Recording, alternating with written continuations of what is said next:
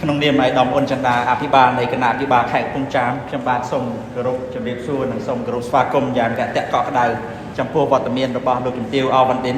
รอดลิขาธิการกระทรวงสักขาภิบาลนังเชียร์ตำนางดอกพุ่มปูระบาดไอ้ดอมเชียงรารอดตรีกระทรวงสักขาภิบาล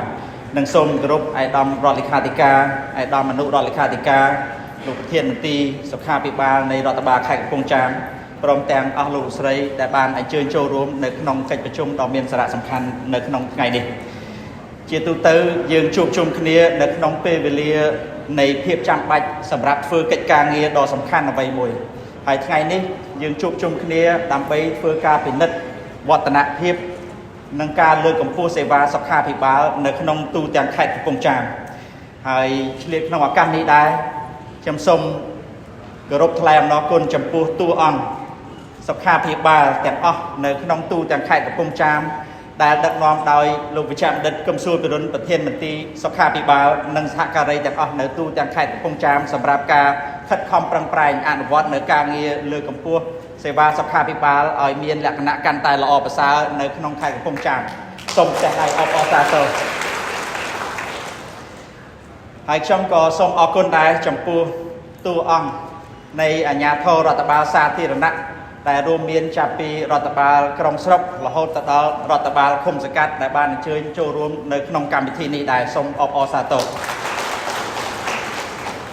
ให้จมูกนี้ได้ชมก็ทรงแคลมละคนจมูกกรมการเงียอนุวัตการจำรุนการถ่ายตอมสกปรกปฐมขณะแคดนังขณะกรมสรบสำหรับการช่วยสำรองสำรูลนังเฟือเอาเมียนตำนาการสำหรับการเลือกกับผู้สกปรกปฐมในตู้แต่งไข่กับปงจามหายเชียพิเศษชมก่อส้มไทรอำนอกคนจำพวกอาลูสไรได้เชียประเทศหรือตำนานองการไดกูตูแต่งไข่กับปงจามสำหรับการช่วยอุปถัมภ์ความตรงนังโจมเจริญเชียทวิกาซัมเพรียปฏิคาคดีสำหรับเอาการอภิวัตการเลือกกับพวกวิสัยสกาภิบาลในตูแต่งไข่กับปงจามการตายมีนเพียบละอภาษาละหดมาดอเป็นปัจจุบันนี้ให้ชมก่อมันพลิกตายก่อส้มไทรอำนอกคนอย่างที่จะได้จูนจุดปูกระทรวงสักขาภิบาลไทยในขนมปีนี้คือเมียนลูกจุดเตียวเอาวันดินได้เชียร์ตำนานกระทรวงสักขาภิบาลสำหรับการช่วยความตรและคณะโกนโยบายนังการพระดอจิตเทียบโจการแนนน้อมเชียร์และคณะปัจจัยกันเต้นังโกนโยบายแต่เฟื่อเอาวิสัยสักขาภิบาลในขนมไข่กับปงจามเยื้องกันแต่เมียนและคณะครอบไล่มวยกับรัดเตียนยืงแต่ออกเนียนในตีนี้คือเชียร์ตัวอังเซ็งเนียนปันตายยืนฟื้นการเงี้ยเชียร์หลักคณะยนต์กาสหธรรมโพลแต่มวยหายชมกระทายืนตัดออกเนียนโดยตีนี้บานฟื้นการเงี้ยขัดคำปรังแปลงอนุวัตการเงี้ยเลือกกับปูการประดอเสวาสขาภิบาลในไอมูลทานเชียร์เรียงรอไงแต่งยุบโดยมันประกันใส่เตะหายชมก็ตัดตัวสกอร์ได้ถาดับใบเลือกกับปูสกปรกประชีจุนยืนตักอักเนียบานและบางจานนะโบกรวมแต่งสกปรกระบลุนไอพองเป็นคลาสชมบานเคยสหการีระบบยมเชียกรุ๊ปเป็ดดาวไปแจกบัญชีเอาแนะจมงือตักโนมพระไอขนมคณะเปดักลุนไอกับพงแต่การเรียนจมงือตักโนมพระไอหายชมกับบานเคยได้บองพระองค์คลาประชุมมาดองปีมาดองใบขนมเปแต่มวยขนมล้านก็เคยกราวตามเชื่อก็เคยมาหายบองปอนคลาติดขนมคณะเปลได้แต่เจคณีอมปีการเลือกกับผู้สกปรกประเจียจุนขนมคณะเปลได้คลุนไอประชุมเลือกเมายอไตยอเชื่อคลาเพลย์แต่งหกใบติดก็ปันใต้ต่างอันนี้มันแมนเชียสัญญาในเพียบต้นซอยระบยืนติเวียคือเชียสัญญาในเพียบคลังเวียคือเชียสัญญาในการประดับยาจัดระบตัวอังแต่อักนี้น้องกาเลิกกับพวกสกปรกสาธิรณะจูนไปเชียร์ปลอดปีปลัวการกิจการเลิกกับพวกเสวาสขาภิบาลมันได้เมียนเพียบระอาระอุลหรือแรงสเตียโดยซาตายกตานามวยไหลจังชมสมเอาเอาลูใส่แต่อักเนียในตีนี้ยูไอชบ้านรอดแต่อักเนียธาสกปรกมันแมนเชียการตัดตัวเข้าตรึแต่มันเนี่ยไอ้อย่าเราบอกกับเลิกสกขาภิบาลติสกปรกคือเชียการตัดตัวเข้าตรึเราบอกกุลมันเนี่ยร่วมคเนียแต่งออกคเนีย យើងទាំងអស់គ្នាមានការទទួលខុសត្រូវចំពោះការថែទាំសុខភាពខ្លួនឯងផងហើយនឹងការខិតខំប្រឹងប្រែងធ្វើការងារដើម្បីជំរុញការលើកកម្ពស់សុខភាពជូនដល់ប្រជាពលរដ្ឋនៅឯមូលដ្ឋានផងខ្ញុំគិតថាយើងទាំងអស់គ្នានៅទីនេះមិនចង់ឃើញកូនរបស់យើងមិនចង់ឃើញចៅរបស់យើងប្រែคลายទៅជាមានជំងឺធ្ងន់ធ្ងរអ្វីមួយទេយើងនឹងមិនសប្បាយចិត្តឡើយនៅពេលដែលនរណាម្នាក់កើតមានជំងឺអ្វីមួយនៅក្នុងគ្រួសារនឹងបាត់បង់សុភមង្គលទាំងស្រុងតែម្ដងដូច្នេះផ្ដើមចេញពីសារៈសំខាន់ហើយនឹងភាពចាំបាច់នៃការថែទាំហើយនឹងការធ្វើការងារដើម្បីលើកកម្ពស់សេវាសុខាភិបាលនៅទូទាំងខេត្តកំពង់ចាមនៅតាមមូលដ្ឋានរៀងៗខ្លួនខ្ញុំចង់ជម្រាបជូននៅចំណុចដែលខ្ញុំគិតថាមានសារៈសំខាន់ចំពោះអស់លោកស្រីទាំងអស់ដែលជាតួអង្គប្រតិបត្តិការនៅឯមូលដ្ឋានសម្រាប់ពិចារណាអនុវត្តដើម្បីធ្វើយ៉ាងណាធានានៅការសម្រេចឲ្យបាននៅគោលនយោបាយរបស់រាជរដ្ឋាភិបាលកម្ពុជាក្រោមការដឹកនាំរបស់សម្ដេចមហាបវរធិបតីហ៊ុនម៉ាណែតនិងគោលនយោបាយអនុសាសន៍និងគោលការណ៍ណែនាំរបស់រដ្ឋបាលនៃថ្នាក់នីមួយៗនៅក្នុងខេត្តកំពង់ចាមទី1ខ្ញុំចង់ផ្ដល់ជូនជាធាតុចូលអំពីសមិទ្ធផលសុខាភិបាលដែលទូទាំងខេត្តកំពង់ចាមរបស់យើងសម្រេចបានឯកឧត្តមអ៊ុនចន្ទរាអភិបាលនៃគណៈអភិបាលខេត្តកំពង់ចាមបានកំណត់នៅយុទ្ធសាស្ត្រចក្ខុវិស័យហើយនឹងគោលដៅច្បាស់លាស់ដើម្បីធ្វើយ៉ាងណាលើកកម្ពស់សុខភាពសាធារណៈជូនដល់ប្រជាពលរដ្ឋហើយបានបង្កើតនៅសមិទ្ធផលផ្សេងយើងបានឃើញការលើកកម្ពស់គុណភាពប្រសិទ្ធភាពហើយនឹងកម្រិតនៃមន្ទីរពេទ្យខេត្តត្រូវបានកំពុងដំណើរការបើសិនជាមិនមានការប្រែប្រួលអ្វីទេមន្ទីរពេទ្យខេត្តកំពង់ចាមចាប់ពីឆ្នាំ2030ឡើងទៅនឹងក្លាយជាមន្ទីរពេទ្យថ្នាក់តំបន់ដែលមានលក្ខណៈប្រហាក់ប្រហែលនឹងមន្ទីរពេទ្យកាឡាម៉ែតហើយនិងមន្ទីរពេទ្យថ្នាក់ជាតិផ្សេងទៀតនេះគឺជាការវិនិយោគរបស់រាជរដ្ឋាភិបាលកម្ពុជាក្នុងការលើកកម្ពស់គុណភាពសេវាសុខាភិបាលយើងក៏បានឃើញនៅវឌ្ឍនភាពនៃការកសាងការជួសជុលការកែលម្អនៅសំណង់អគារសេវាសុខាភិបាលនៅតាមមន្ទីរពេទ្យបង្អែកក្រុងស្រុកដោយទទួលបាននៅជំនួយថវិកាផ្សេងពីរាជរដ្ឋាភិបាលកម្ពុជាហើយនៅក្នុងខេត្តកំពង់ចាមយើងបានទទួលនៅថវិកាពីអង្គការដៃគូជាច្រើនដែលបានលើកកម្ពស់នៅការផ្តល់សេវាសាធារណៈហើយបើសិនជាមិនមានការប្រែប្រួលអ្វីទេនៅត្រឹមឆ្នាំ2027ខាងមុខខេត្តកំពង់ចាមនឹងមានមណ្ឌលសុខភាព109កន្លែងនៅទូទាំង109ឃុំសង្កាត់ស្មើនឹង 100% នៅទូទាំងខេត្តកំពង់ចាមហើយក្នុងចំណុចនេះដែរខ្ញុំក៏សូមស្នើឲ្យអស់លោកស្រីដែលជាមេឃុំចៅសង្កាត់ទាំងអស់មានដីធ្លីសម្រាប់កសាងមណ្ឌលសុខភាពហើយធ្វើយ៉ាងណាសូមរៀបចំបានកម្មសិទ្ធិដីធ្លីសម្រាប់មណ្ឌលសុខភាពឲ្យបានជាក់លាក់ដើម្បីធានានៅនិរន្តរភាពនៃសេវាមណ្ឌលសុខភាពរបស់យើង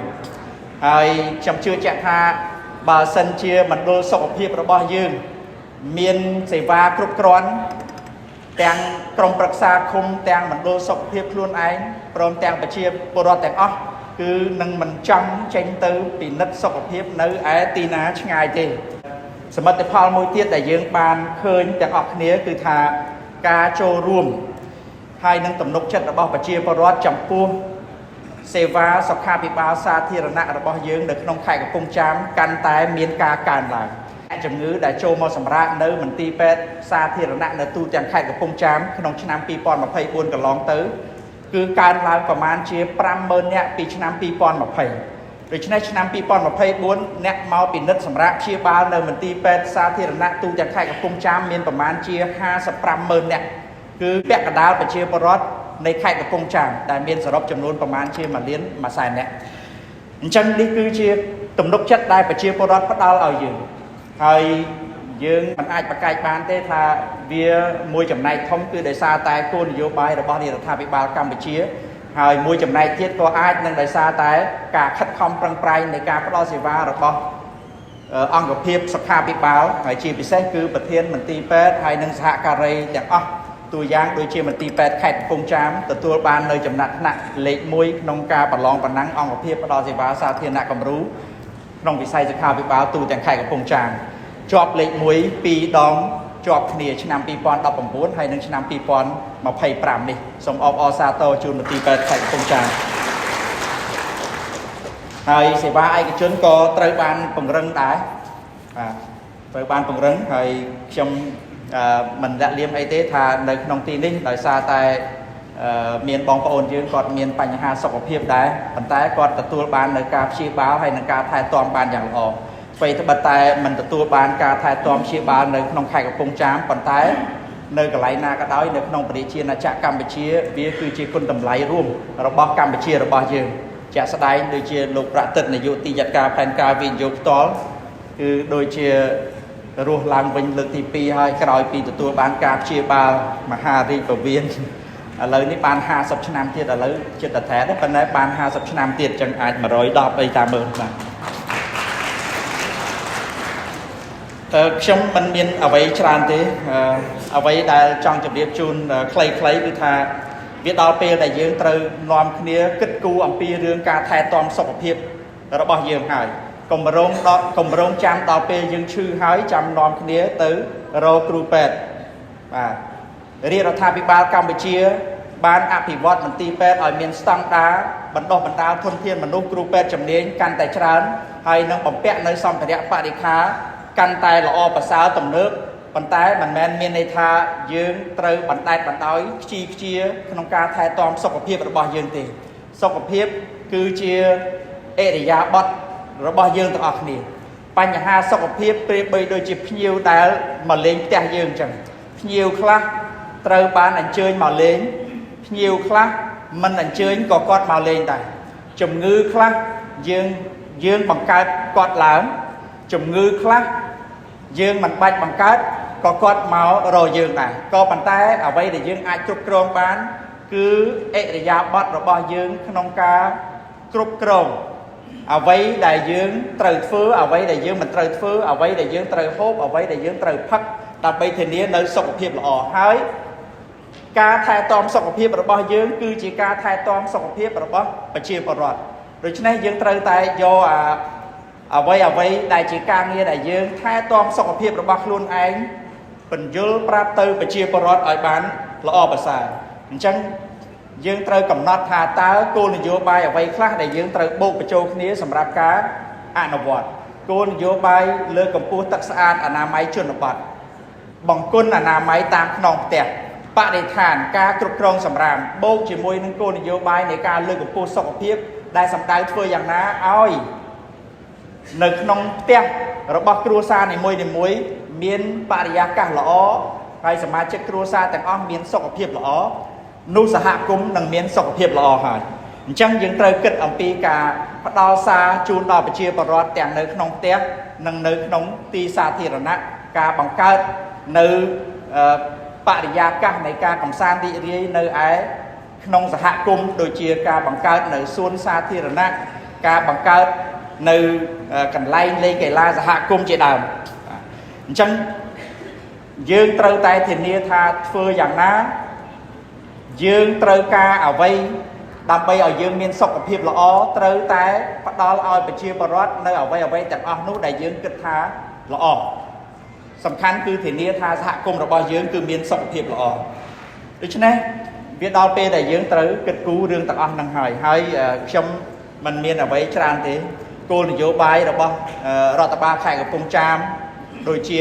ការកម្មវិធីប្រឡងប្រណាំងសេវាសង្គមកម្មវិធីប្រឡងប្រណាំងសេវាសាធារណៈដែលបានដាក់ជូនសម្រាប់ការអនុវត្តយកលេខ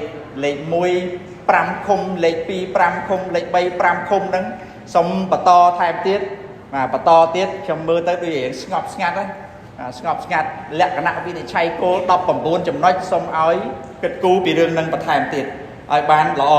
បាទអញ្ចឹងខ្ញុំគិតថាខ្លីៗប៉ុណ្ណឹងជូនដល់អស់លោកស្រីសម្រាប់យកទៅពិចារណាហើយព្យាយាមអនុវត្តឲ្យបានល្អប្រសើរបាទជាចុងបញ្ចប់នេះខ្ញុំបាទសូមគោរពថ្លែងអំណរគុណជូនលោកជំទាវអវ៉ាន់ឌិនសម្រាប់ការដឹកនាំកិច្ចប្រជុំនៅក្នុងថ្ងៃនេះសម្រាប់ជាត្រីវិស័យសម្រាប់ជាគោលការណ៍ណែនាំបន្តទៀត ដើម្បីឲ្យតួអង្គនៃប្រតិបត្តិការសុខាភិបាលហើយនិងអភិបាលកិច្ចមូលដ្ឋានយកធ្វើជាមូលដ្ឋានក្នុងការអនុវត្តដើម្បីធានានៅការលើកកម្ពស់សុខភាពជូនដល់ប្រជាពលរដ្ឋនៅឯមូលដ្ឋានជាថ្មីម្ដងទៀតក្នុងនាមឯកឧត្តមប៊ុនចិន្តាអភិបាលនៃគណៈអភិបាលខេត្តកំពង់ចាមខ្ញុំបាទសូមគោរពថ្លែងអំណរគុណនិងគោរពជូនពរដល់លោកជំទាវប្រធានឯកឧត្តមអស់លោកស្រីសមាជិកសមាជិកាទាំងអស់សូមឲ្យមានសុខភាពល្អស្របទៅតាមការជូនពររបស់ឯកឧត្តមអភិបាលខេត្តគឺម្នាក់ឲ្យបានអាយុ150ឆ្នាំបាទសូមអរគុណច្រើន